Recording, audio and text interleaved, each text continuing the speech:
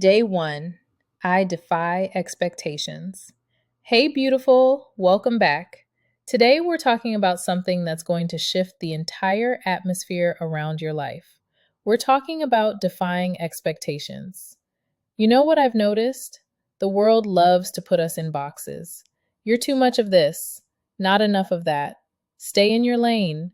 Who do you think you are? But here's what I need you to hear today. Those boxes, they were never built for women like us. Let me tell you about my girl Sarah. Sarah was told her entire life that she wasn't executive material. Too soft spoken, too nice, not aggressive enough for the boardroom. She believed it for years, played small, stayed quiet. Until one day she heard God whisper, I didn't create you to fit their mold. I created you to break it. So you know what Sarah did? She stopped trying to be what they expected and started being exactly who God designed her to be. She led with compassion, with wisdom, with a gentle strength that commanded respect without demanding it. And guess what? Within 2 years, she became VP of her company. Not by becoming someone else, but by becoming more of herself. See, that's what happens when you stop performing for people and start partnering with God.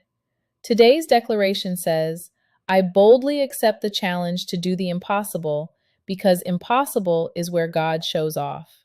Can we just sit with that for a second? Impossible is where God shows off.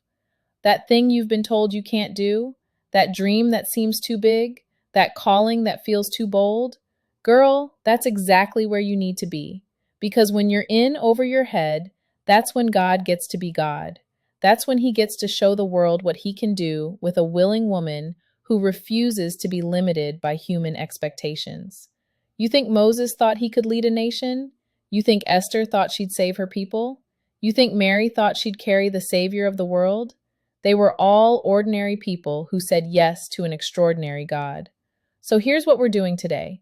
First, I want you to write down one expectation that's been placed on you that you know isn't from God. Maybe it's from your family, your culture, your past, or even from your own fear. Write it down. Second, I want you to cross it out. Literally draw a line through it and write over it, this is not my portion.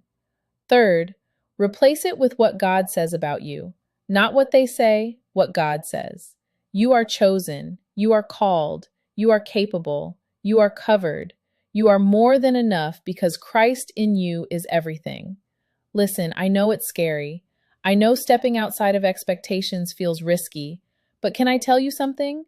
The risk of staying small is far greater than the risk of stepping out. God didn't wire you for mediocrity. He didn't breathe purpose into you just for you to play it safe. You were designed for impact, for influence, for impossible things that only make sense when God is in the equation. So today, we're making a decision.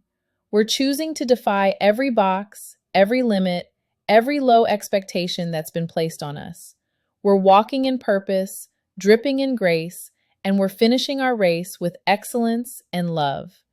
They can watch, because when God is backing you, the only appropriate response is to work like you know who's on your side. Say it with me. I defy expectations. I boldly accept the challenge to do the impossible, because impossible is where God shows off. I'm walking in purpose, dripping in grace, and finishing my race with excellence and love. Watch me work. All right, sis, go be who God called you to be today, not who they expect, who he created. I'm rooting for you. God's got you. Now go show them what grace under pressure looks like. I'll see you tomorrow for day 2.